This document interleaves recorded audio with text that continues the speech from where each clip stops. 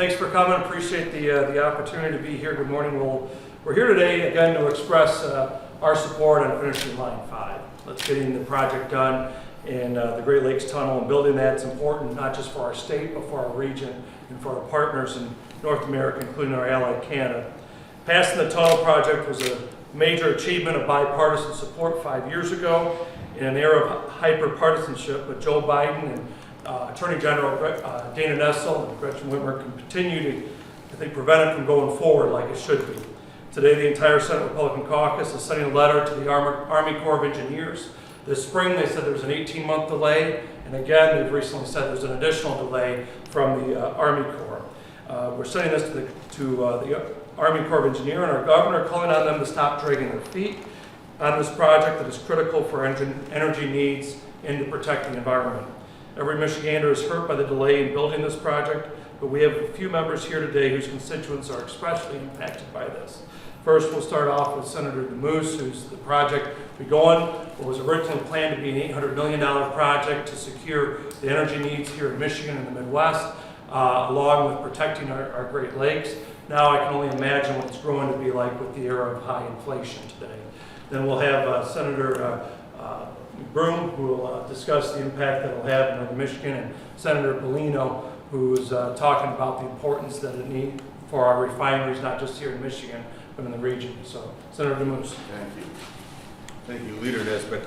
I have the distinct honor of representing the magnificent straits of Mackinac and the eastern UP and all of northern lower Michigan.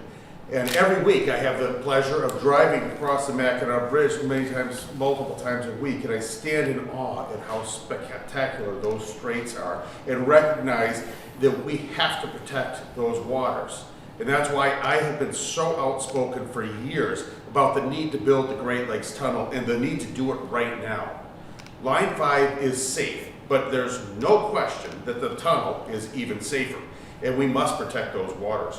Not only that, Line 5 carries the products we need throughout northern Michigan and throughout the entire state to heat our homes and power our great companies that drive our economy. We need to stop in this state the all-out assault on the energy industry that we're undertaking right now. There's a push to get rid of the entire oil and gas industry, which is absolutely irresponsible. And make no mistake, the attack on Line 5 is exactly that, a push to get rid of the oil and gas industry.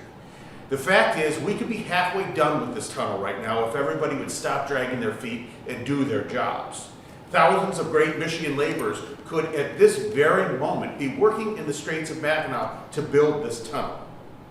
In fact, this tunnel was something we all should have been proud of.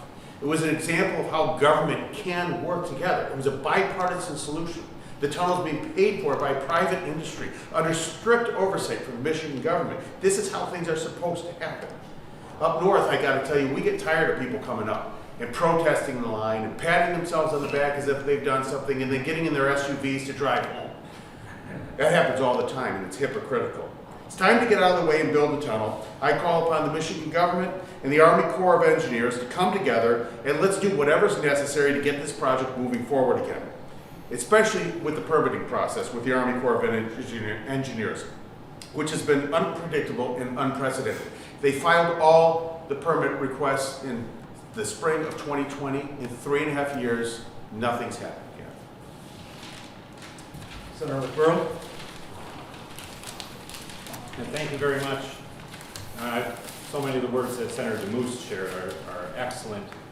And when you look at the time that we've been under this regime, this idea of bipartisanship that would come together and build this tunnel, by now, 5 years later, we ought to be at a ribbon cutting today. We ought to at least have had a groundbreaking. And instead, we're still waiting on permits. We're still hearing foolish delays. And all of this constitutes such a tremendous strain on the people of the Upper Peninsula who don't know for sure what's going to happen next. How are we going to have development? How are we going to bring new employees to the UP for new opportunities that we have? How can new businesses start when we have the highest energy costs and when we don't know for sure what our state is going to do to maintain reliability of energy? We have a governor that's given this over to the Michigan Public Service Commission, which wasn't necessary, which has constantly dragged its feet, which has delayed the implementation of, or even a hearing on the latest that they've received from Enbridge on the tunnel and has refused to accept information they've provided and demanded that they bring forward more information. This leaves the people of the UP in a great spot of hanging uncertainty. All of these foolish delays from the Army Corps over a tiny impact. The quarter-acre impact where the tunnel goes into the ground is the area that the Army Corps has oversight over. What it could possibly take so long to determine the impact of the shoreline of a quarter acre on either side of the lake? And why is it that we see so many other projects that this governor wants, that other people want, move forward expedited, shovels in the ground before they even have the permits even, because they're guaranteed the permits are coming? Why is this taking so long? Why are we leaving the people of the Upper Peninsula and the whole state hanging? And why, when I meet with people from the administration and their plans for the future of energy, do they not have an answer for what we're going to do to replace propane in the state that is the largest residential user of propane in the entire country? And the answer back from the administration is, as of yet, undiscovered technology. That's what we're hanging our hopes on right now. Rather than doing the sure thing, making the investment, and being proud of standing for environmental soundness and a sound energy policy, we're hanging our hopes on undiscovered technology. This is unfair to the people of Michigan, and particularly unfair to the people in the Upper Peninsula who are already struggling with the highest energy rates in the country. Let's build the tunnel. Thanks, Senator. Senator Bellino from Southeast Michigan. Thank you, Leader. I'm Joe Bellino, and I live in Monroe, Michigan, southeast corner, right above Toledo, Ohio. A delay in the construction of Line 5 tunnel delays safe and long-term future of Line 5, which is critical to the economy and our way of life. Line 5 delivers more than just propane. The oil it delivers efficiently and safely to our regional refineries is processed into gasoline.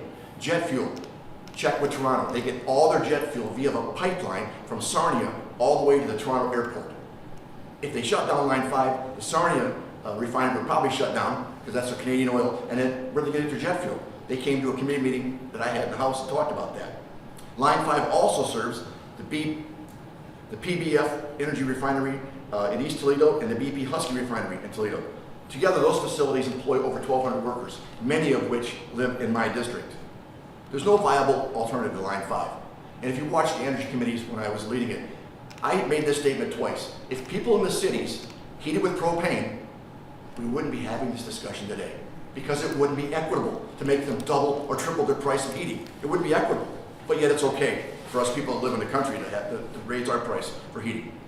The governor talked about in her plan years ago of increasing the amount of truckers, increasing money for rail, increasing different ways of bringing propane and the fuel down from the UP.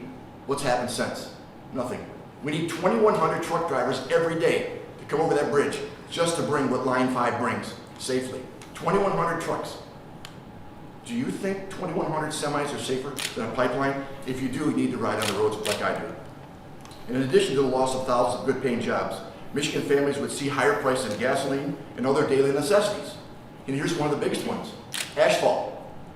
The asphalt starts from the bottom of the refinery. They take most of our stuff in the bottom, they store it, and when the summer comes and you put asphalt down, they take that, they mix it with the rocks and stuff, and they make asphalt. It starts with a refinery. Price is going to go up. We're going to have less. Build the tunnel now. Well, thank you, Senators. And today we sent a letter to the Army Corps of Engineers and Governor Whitmer saying that all of the entire Republican caucus in the Senate are calling on the approval. Let's get started. Let's get building here in Michigan of line 5 of the Great Lakes Tunnel. And so with that, happy to take any questions. Senator McBroom, in your personal opinion, why do you think the Army Corps is delaying this? The only thing that I can see as reasonable is that politics are involved. I don't know how else it could justify such a lengthy delay when the answers are so readily apparent, when the project's impact on the shoreline is so de minimis. You look at the other projects the Army Corps has approved in the time span, even over the last 20 years, the only thing I can come up with is that politics are involved. And you saw even at the White House several months ago, there seemed to be a brief telling like it is that was going on there, that they were delaying, and they walked that back and said that wasn't the case, but I don't know what else it could be. Senator McBroom, would the project be able to start if the Army Corps approved these permits, or would the PSC still be holding up the start? It appears to me right now that it's both, Okay. that both are holding it up. What do you hope this letter can do? Does it have any power other than tapping someone on the shoulder saying, could you please help? I think continue to provide the attention to this issue that's necessary. I mean, $1 billion investment in our energy security in Michigan is really important. It's something that we hear from constituents, families, seniors every day, especially as we get into heating season. The price of energy that's out there is really hurting families and seniors in our state. And what this would do if there's not an alternative and this is shut down is that it'll rise prices even more and create more scarcity, which is only going to hurt families and seniors here in our state. And so I think it's important that, unfortunately, it seems like politics is playing into this at both the state level. You saw this when the Governor Whitmer handed it over to the Public Service Commission, which shouldn't have a role in this. You saw this with Attorney General Dana Nessel continues to try to block every effort possible. And you see this now from the Biden administration with their war on American energy that has happened since day one of the Biden administration. And so we're saying, let's get this done. Let's get it, we were talking $500 million worth of labor jobs here, worth of income for laborers here in the state to build this. And now it's becoming more expensive to build. So let's call attention to it. Let's get this done. Let's get shovels in the ground. And let's get working to ensure that our energy security. And what's going on around the world?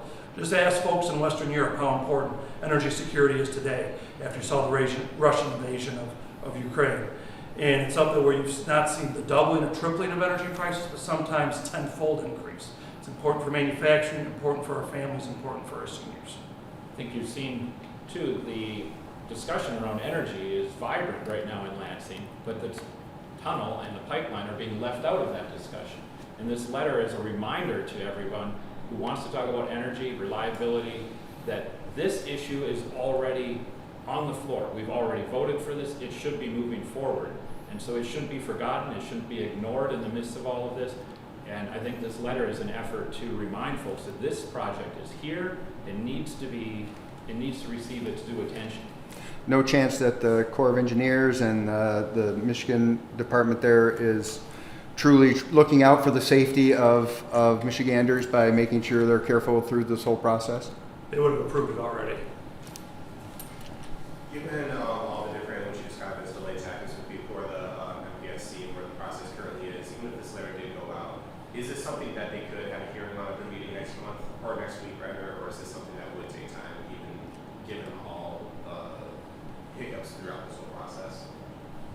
They could have, as far as we know, there's no reason to delay. The information that they requested was already turned into them, and they've had several meetings subsequently without putting the issue on the agenda. Let's be honest, that with a pipeline like this, a transmission pipeline, that the Public Service Commission has little to no authority over it. Or expertise. There is like the Mackinac Straits Corridor Authority. I mean, what type of role do you think they're playing in all of this? Or are they just kind of here for show? At their most recent meeting, they continued to express their support for the project and wished to see it expedited. They should be having the oversight role over this project. That's why they were created. They were established to do this. And so we're not really utilizing them. Right now we're using other agencies to delay the opportunity for the Corridor Authority to actually do its job. They're ready for the project to move forward. They're ready to provide the oversight. And yet the Army Corps, the Public Service Commission, the Attorney General are stepping in the way of allowing the Corridor Authority to do its job. One thing, can I add to that, is that just briefly, is that one thing everybody's forgotten is this isn't a decision between having the tunnel or shutting down Line 5. Based on all the treaties, if you don't do the tunnel, they keep doing what they're doing now with the pipeline. Now, I know people will fight this, and they're trying to stop Line 5 in Wisconsin and other places But that's not really on the table right now, so I don't understand why we don't all agree, let's get out of the way and build the tunnel. The clear option that nobody really wants, the only thing everybody seems to be in agreement, is that we'd like to see the lines removed from the bottom of the Great Lakes.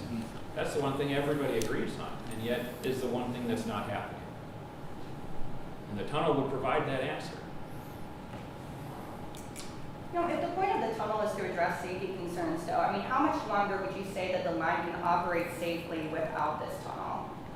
So when you look at the current line itself, the thickness of it, the pressures they put through it, and see samples of it, the thickness of the walls, the coating, all of these things, the welds that the pigs test when they go through the line, it's very comforting, and you can right away recognize that this is engineered in a way that is lasting very well. It's holding up to the job in an extremely reliable fashion.